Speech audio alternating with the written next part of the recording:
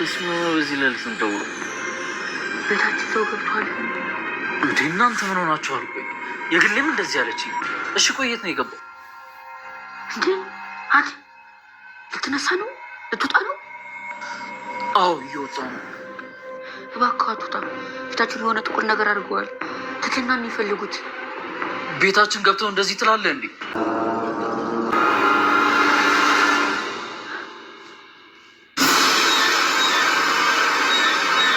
ትህትናም በስተ መጨረሻ ተይዛለች ማለት ነው። በጣም ያማል። በጣም ልብ የሚሰበር ነገር ነው። ታዲያ ዝና ሰዎችን በር ከፍተው በመግባት እንግዲህ ትህትናን ማንቆርቷን ይዘዋት ነበረ። ታዲያ በዚህ አጋጣሚ ተንከሲስም ለአብርሽ በመደወል እንግዲህ አብርሽ ከእንቅልፉ እንዲነቃ ቀስቅሶት ነበረ። በሌላ በኩል እንግዲህ መድልብ ደርሷል ማለት ነው። ታዲያ መድልብ የደረሰበት ዋነኛው ታርጌቱ ዝና ላስቀምጥ ስላለው ትህትናን አንተን ያስጠፋት እያለው ስለነበረ ትህትናን ለማግኘትና ያለችበትን ቦታ ለማወቅ እንግዲህ መጥቶ ነበረ። በዚህ አጋጣሚ የትህትናን ሕይወት ይታደግላት ይሆን? አብረን የምናይ ይሆናል። በሌላ በኩል እንግዲህ አብርሽ ነቅቷል።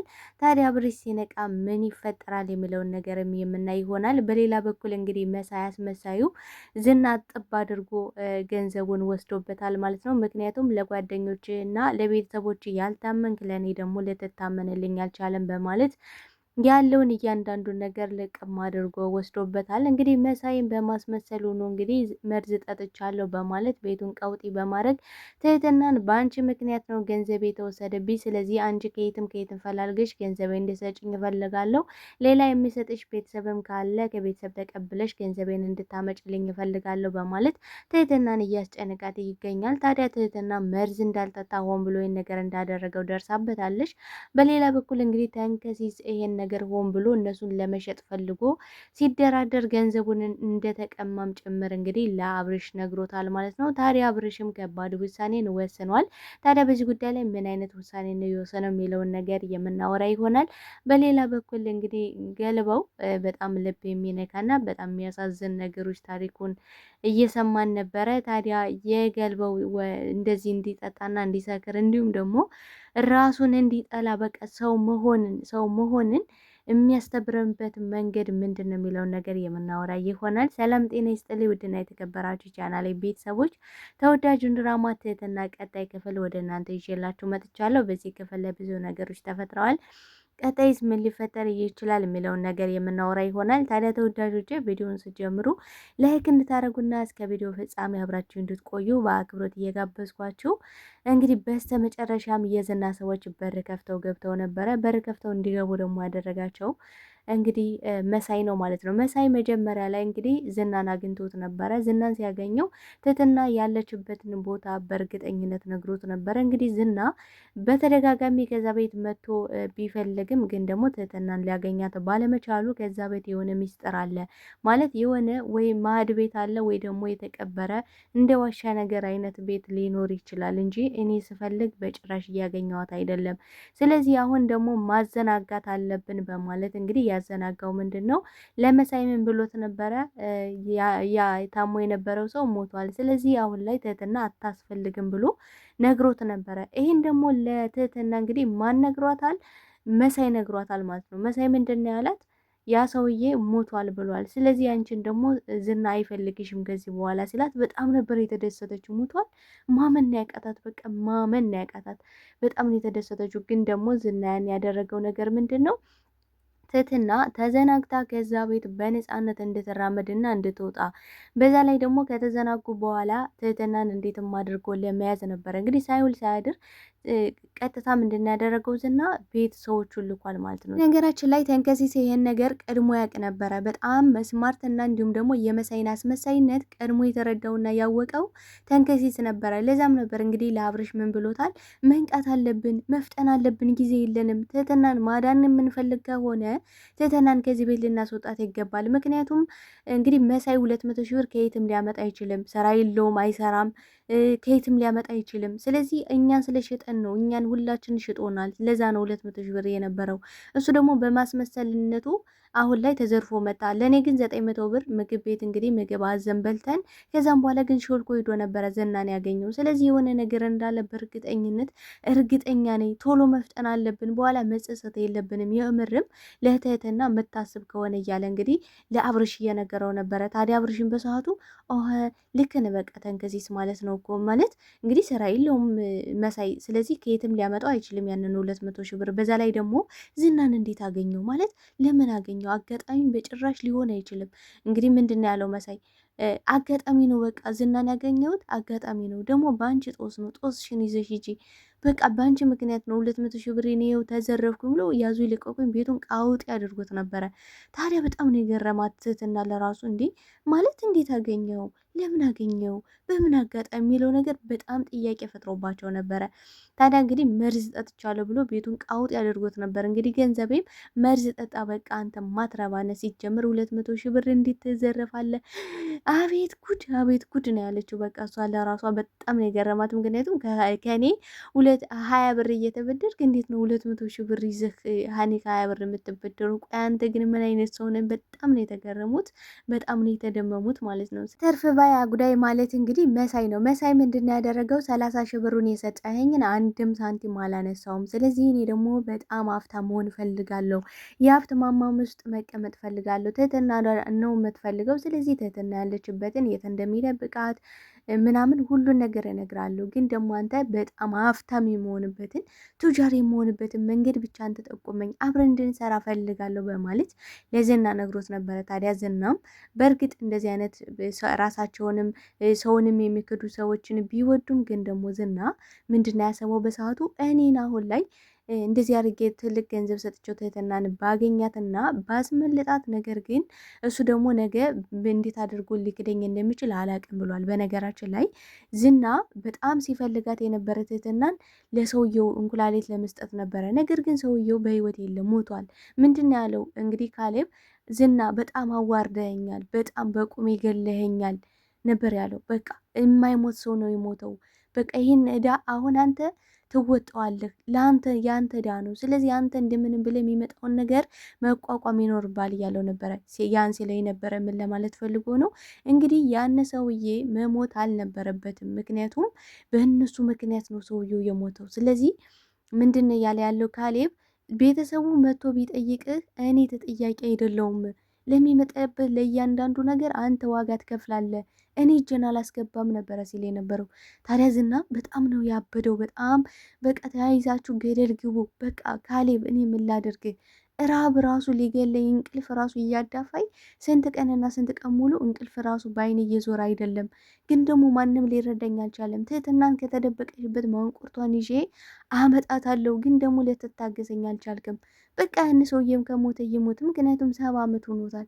70 ዓመት ከቆየ ደግሞ ምንም አይጠቅምም እያለ ነበረ። ግን ደግሞ ካሌብ እንደዛ አይባልም፣ እድሜ አይጠገብም፣ አንተም ነገ 70 ዓመት ይሆንሃል እያለ እያስጠነቅቀው ነበረ። ታዲያ በከባዱ አስጠንቅቀውታል። ታዲያ ዝናም በቃ ምንድን ያለው ቆራጥ ውሳኔን ወስኗል። ትህትና ብቻ ላግኛት እንጂ ሁለ ነገሯን እንዳይሰራ ከጥቅም ውጭ አድርጌ እጥላታለሁ ነበር ሲል የነበረው። ግን ደግሞ ካሌብ ምን ብሎታል? አሁን ላይ ሰውየው በህይወት የለም፣ ግን ደግሞ በቀልህን በከባዱ ልትወጣ ይገባል። ምክንያቱም ትህትናን አሁን ላይ 2 እንኩላሊቷን አውጥተህ ከጥቅም ውጭ አውጥተህ ከጥቅም ውጭ አድርገህ ጎዳና ላይ ወስደህ እንድጥላት ፈልጋለሁ ነው እያለ ያለው። በጣም ያስገርማል በእውነት የትህትና ፈተና፣ የትህትና ችግር መቼ እንደሚያልቅ አላውቅም። ብቻ ግን በጣም ከባድ ሁኔታ ነው ያለችው። ማለት እንግዲህ በጨካኞች ውስጥ ከገባሽ መቼም ቢሆን ልትወጣው የማትችለው ማጥ ውስጥ ነው እየገባሽ ያለሽው። ታዲያ እንግዲህ ዝና እያስጨነቀ ያለው አብርሽን ብቻ ሳይሆን እንዲሁም ደግሞ መድልብን ጭምር ነው። ምክንያቱም ከዛ ቤት መጀመሪያ ያስመለጣትና እንድትወጣ እድሉን የሰጣት እንግዲህ በር ሰብሮ እንድትወጣ ያደረጋት መድልብ ነበረ።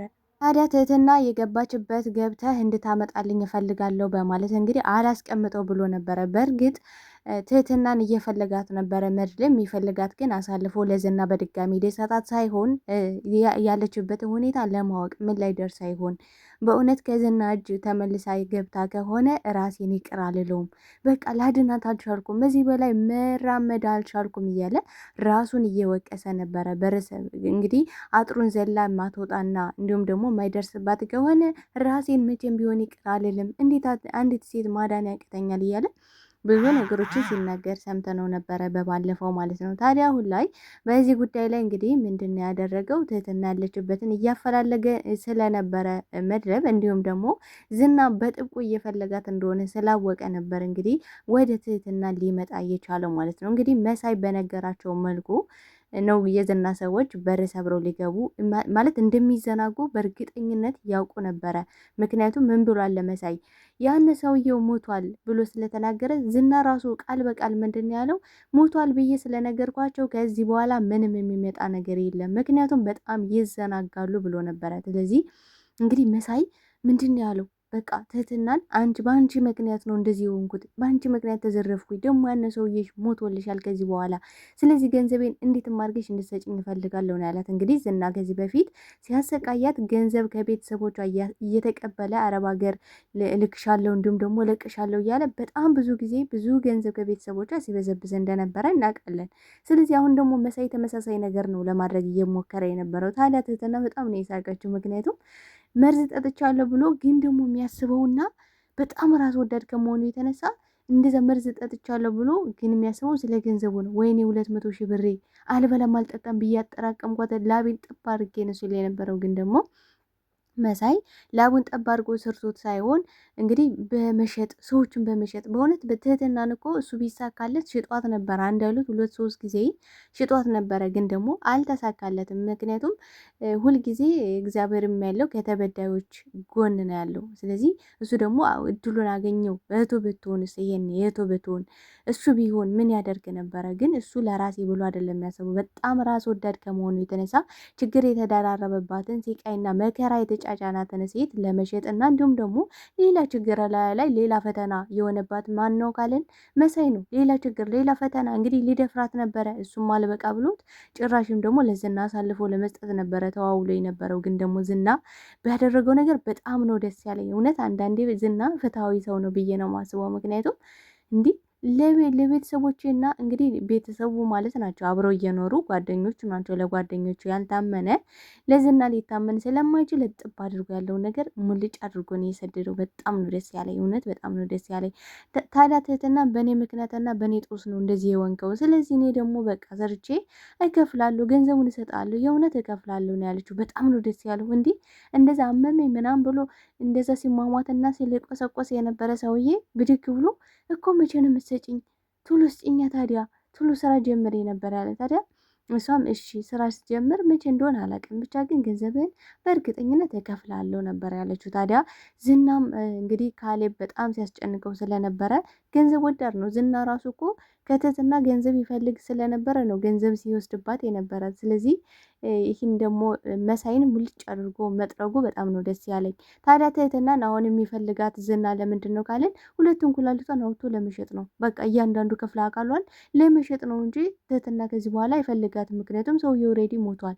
ስለዚህ አሁን ላይ እንግዲህ የካሌብን አፍ የሚያዘጋው በምንድን ነው ካለን ዝና በትህትና ነው። በትህትና ገንዘብ ማለት ትህትና ገንዘብ ስላችሁ እንኩላሊቷን ሽጦ ለምን ያደርግለታል? ለካሌብ ገንዘቡን ያቀርብለታል። ይሄውና በቃ ትህትናን ላገኛት አልቻልኩም፣ በሰዓቱ ሰውየውን ላድነው አልቻልኩም። የምንፈልገው እኛ ደግሞ ሀብት ንብረት ነው። እንግዲህ ሰውየው ከሞተ የምንፈልገውን ገንዘብ አናገኝም። ዝና በቁም የገደልከኝ ዝና ነበረ ሲለው የነበረ ካሌብ ማለት ነው። ስለዚህ በዚህ ጉዳይ ላይ እንግዲህ ትህትናን የዝና ሰዎች ይዘዋታል በሚያሳዝነው ሁኔታ። ነገር ግን አብርሽም እንዲሁም ደግሞ መድብልም ደርሰዋል ማለት ነው። ህይወቷን ይታደጉላታል ብዬ ተስፋ አደርጋለሁ። እናንተም ታስባላችሁ ተወዳጆች? ሀሳብ አስተያየታችሁን በኮሜንት ሴክሽን ላይ አስቀምጡልኝ። አብራችሁኝ ስለነበረን ቆይታ እጅግ አድርጌ አመሰግናለሁ ስለምታበረታቱኝ። ለቤት አዲስ ከሆናችሁ ቤቱን ላይክ፣ ሰብስክራይብ በማድረግ ቤተሰቡን ስል በአክብሮት ጠይቃለሁ። አመሰግናለሁ የኔ ተወዳጆች። ባይ ባይ። ወዳቸዋለሁ።